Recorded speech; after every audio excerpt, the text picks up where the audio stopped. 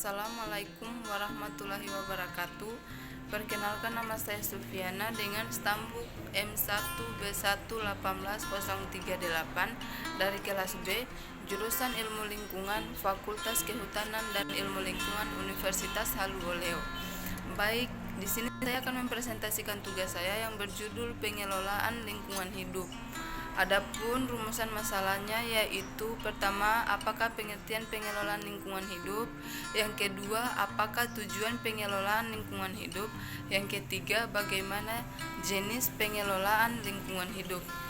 Adapun tujuannya, yang pertama untuk mengetahui pengertian pengelolaan lingkungan hidup, yang kedua untuk mengetahui tujuan pengelolaan lingkungan hidup, dan yang ketiga cara pengelolaan lingkungan hidup. Pertama, pengertian pengelolaan lingkungan hidup. Pengelolaan lingkungan hidup adalah upaya terpadu untuk melestarikan fungsi lingkungan hidup yang meliputi kebijaksanaan penataan, pemanfaatan, pengembangan, pemeliharaan, pemulihan, pengawasan, dan pengendalian lingkungan hidup. Adapun tujuan pengelolaan lingkungan hidup, yang pertama, tercapainya keselarasan antara hubungan manusia dengan lingkungan hidup sebagai tujuan membangun manusia seutuhnya. Yang kedua, terkendalinya pemanfaatan sumber daya secara bijaksana, dan yang ketiga, terlaksananya pembangunan berwawasan lingkungan untuk kepentingan generasi sekarang dan mendatang. Jenis pengelolaan lingkungan hidup.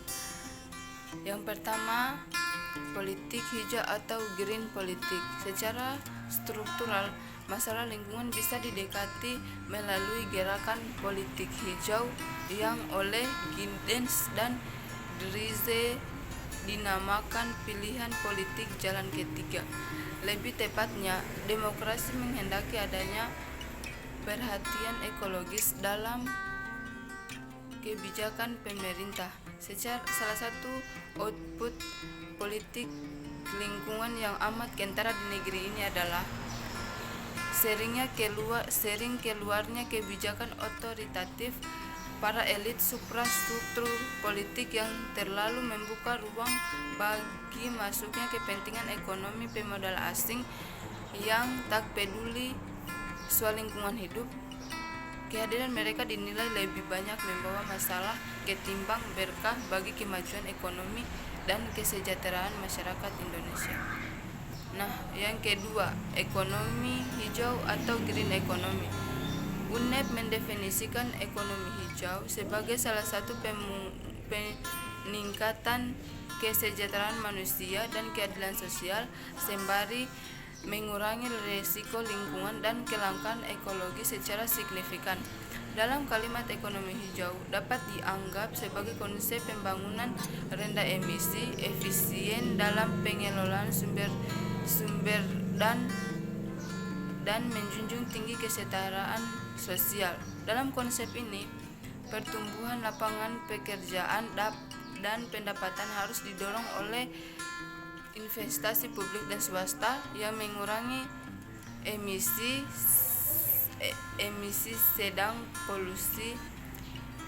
polusi, meningkatkan efisiensi energi dan sumber daya, dan mencegah hilangnya keanekaragaman hayati dan jasa ekosistem. Ekonomi hijau menurut UNEP memiliki prinsip-prinsip sebagai berikut. Yang pertama, mengakui nilai dari dan investasi sumber daya alam. Yang kedua, mengurangi kemiskinan.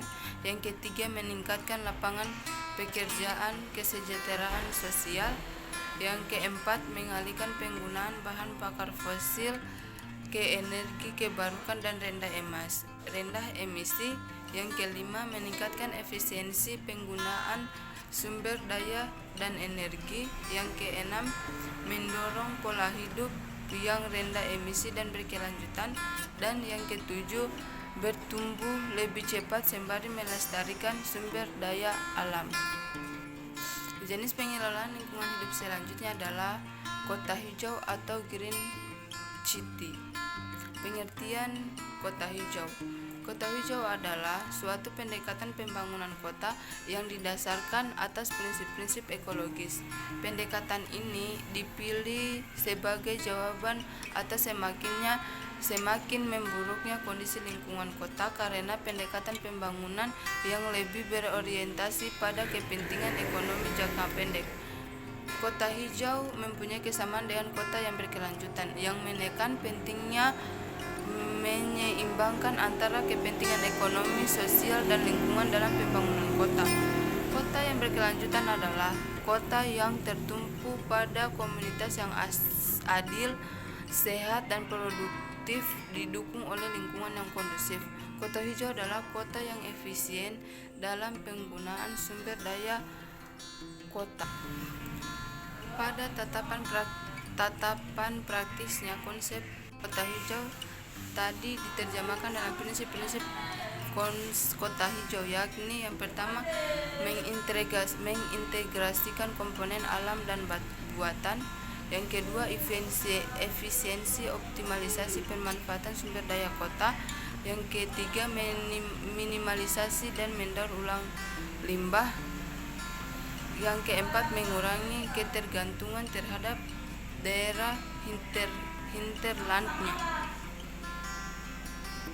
Komponen atau dimensi kota hijau. Dalam penjabarannya, kota hijau dapat dirinci menjadi komponen-komponen yang membentuk lingkungan kota sebagaimana diagram berikut. Terdapat paling tidak 8 komponen pembentuk kota hijau, yakni yang pertama tanah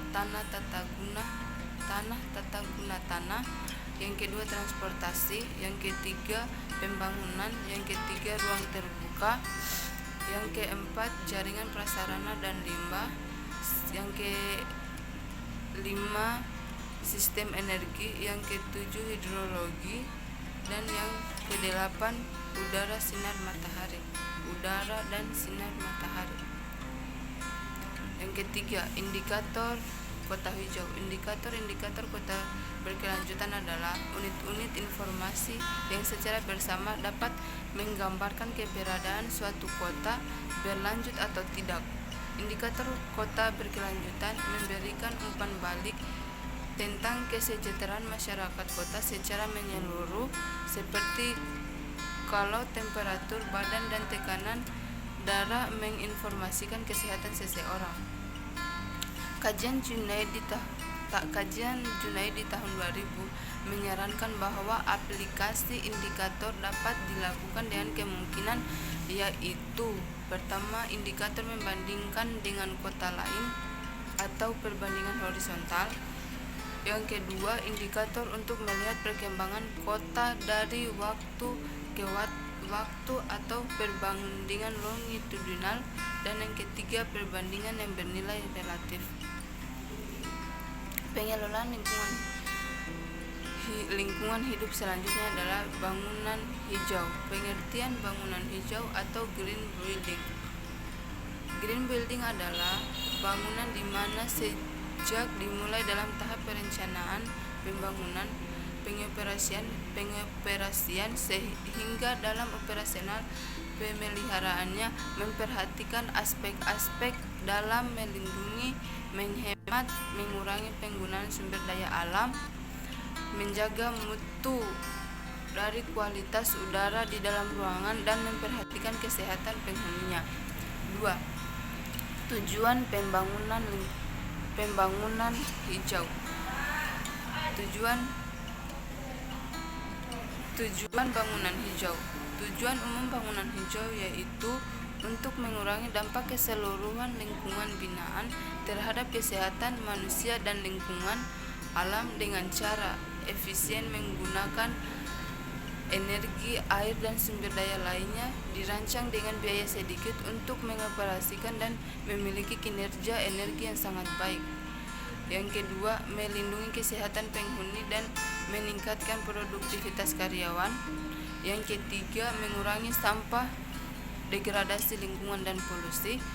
Yang keempat, bangunan alami yang biasanya pada skala yang lebih kecil dan cenderung untuk fokus pada pembangunan bahan-bahan alami yang tersedia secara lokal Yang kelima, bangunan hijau tidak secara khusus menangani masalah perkuatan rumah yang ada, dan yang kelima, mengurangi dampak lingkungan. Ada beberapa utama dalam green building, yaitu pertama material, yang kedua energi, yang ketiga air, yang keempat kesehatan, dan yang kelima prinsip bangunan hijau. Jenis pengelolaan lingkungan hidup selanjutnya adalah industri hijau. Industri hijau adalah bidang ilmu yang difokuskan pada dua tujuan, yaitu peningkatan ekonomi dan peningkatan kualitas lingkungan. Pada konsep industri hijau, sistem industri dipandang bukan sebagai suatu sistem yang terisolasi dari sistem lingkungan di sekelilingnya, melainkan merupakan satu kesatuan. Dalam sistem ini dioptimalkan siklus material mulai dari bahan mentah hingga menjadi bahan jadi, komponen produksi dan pembangunan akhir. Faktor-faktor yang dioptimalkan adalah termasuk sumber daya, energi, dan modal. Tujuan utamanya adalah untuk mengorganisasi sistem industri sehingga dihasilkan suatu jenis operasi yang ramah lingkungan dan berkesinambungan. Empat elemen utama yang digunakan sebagai strategi untuk mengimplementasikan konsep industri hijau, yaitu optimalisasi sumber daya yang ada, yang kedua siklus material yang tertutup untuk meminimalisasi limbah, proses demartelisasi, dan menghapus ketergantungan energi yang terbarukan. Jenis pengelolaan lingkungan hidup selanjutnya adalah teknologi hijau atau green technology. Green technology adalah suatu teknik untuk menghasilkan energi atau produk yang tidak mencemari lingkungan hidup. Green technology masih dikembangkan sampai saat ini, mengingat kerusakan yang diakibatkan oleh teknologi. Green technology merupakan salah satu upaya untuk menjaga kelestarian atau keberlanjutan di planet bumi ini. Kelestarian atau keberlanjutan atau sustainabilitas yang dapat diartikan sebagai perihal pemenuhan kebutuhan masyarakat secara terus-menerus di masa mendatang tanpa merusak sumber daya alam, atau pemenuhan kebutuhan ini tanpa mengurangi kemampuan generasi mendatang yang memenuhi kebutuhan mereka sendiri. Beberapa teknik untuk menerapkan sustainabilitas yaitu: pertama, produk daur ulang, yang kedua, inovasi teknologi baru, yang ketiga, energi terbarukan atau renewable energy, dan yang keempat, yang bangunan yang ramah lingkungan atau green building, yang kelima, kimia hijau atau green chemistry, dan yang keenam, teknologi nano hijau. Yang selanjutnya yaitu organisasi hijau. Berikut ini beberapa daftar organisasi lingkungan yang terkenal yang diklasifikasikan berdasarkan tipenya, yaitu organisasi tingkat global, regional, organisasi pemerintah, dan organisasi non-pemerintah. Yang pertama, organisasi global.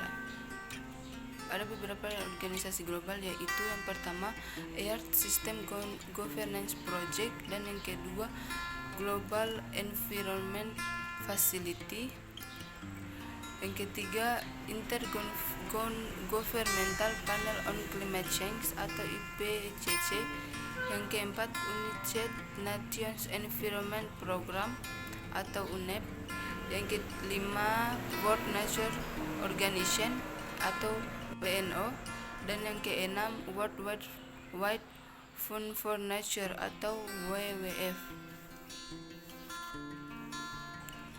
Selanjutnya, organisasi regional yang terdiri dari dua jenis, yaitu pertama, European Environment Agency, yang kedua, Partner in Environmental Management for the Seas of Asia.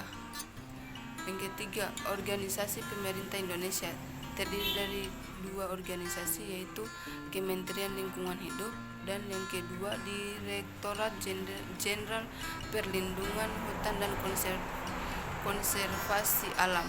Yang keempat, organisasi non pemerintah Indonesia yang terdiri dari beberapa jenis, yaitu pertama Borneo Orang Utan Survival Foundation, yang kedua Cek Net Ina, yang ketiga Koalisi Pemuda Hijau Indonesia, yang keempat Profauna Indonesia, yang kelima Wahana Lingkungan Hidup Indonesia. Dan selanjutnya perilaku hijau atau green behavior.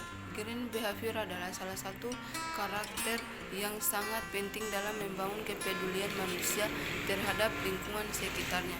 Green behavior adalah bagaimana manusia dalam kehidupan sehari-harinya dapat menjaga dan memelihara lingkungan hidupnya.